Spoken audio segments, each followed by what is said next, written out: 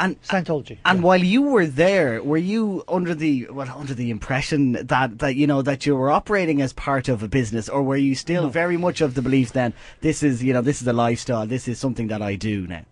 It's like this. While we knew all about the religious trappings, most of us, but it's not religion. It's more of a. We consider it to be a political movement because it has political ideals, very, very specific political ideals.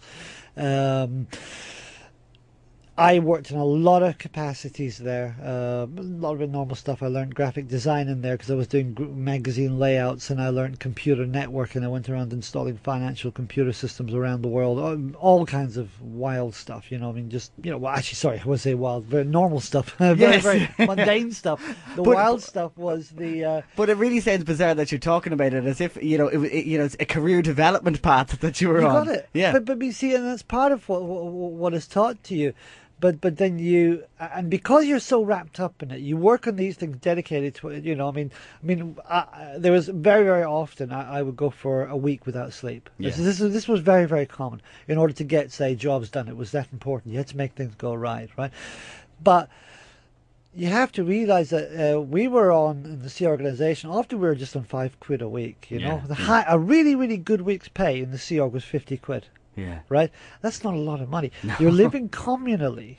You've got people looking over your shoulder and looking into your head all the goddamn time. Right. And it's a heck of a lifestyle.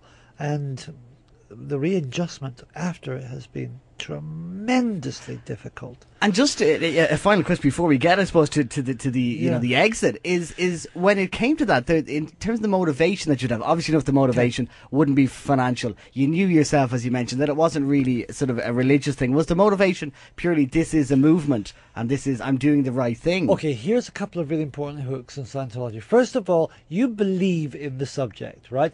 You also believe that you were taught to believe. In fact, the part of the counselling gets you to remember past lifetimes. Yeah. So you view yourself not as this full entity of like body plus mind plus here I am, right?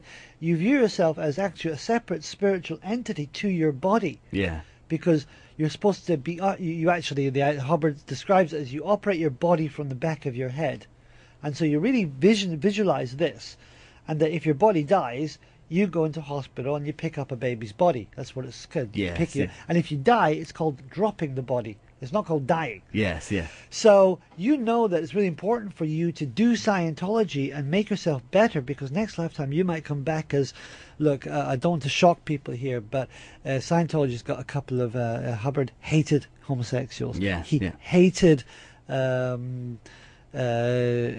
psychiatrists and journalists and disabled people and mentally, he lumped all these people under one thing. He hated he hated communists, right? So he lumped all these people under a lump of people that he would eliminate once he establishes the New World Order. Right.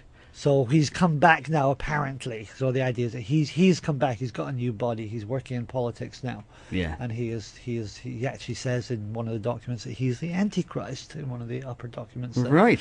And anyway, when it came to obviously 22 years, and you've mentioned that already, and you something obviously made you decide, yes, this is not for me. I need to be somewhere else. It was materials like that I just mentioned.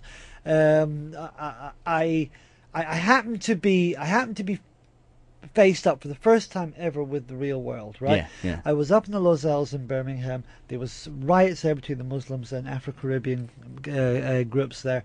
I had this feeling I have to do something. All right, I'm part of a church. We should reach out there and do something, right? And I actually got very involved in those communities.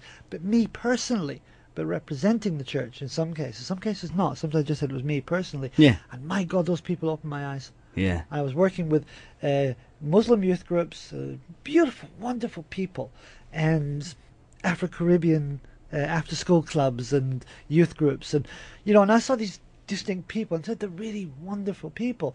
Yet these are wogs in Hubbard's terms. So a non-Scientologist is a wog. And he's saying, hang on a sec, he's saying these people are just these lower people. Why am I better than these people? And I began to look, and then I began looking on the internet, which you're banned from doing, by the way, in Scientology. You're not allowed to. Right. Right. And I saw the truth of what Scientology was, and I said, I'm getting out of here. Yeah. And you did, and then a final, just very final, very brief question is now obviously enough. For you're here a couple of years later. You know the book has been written. The readjustment is huge.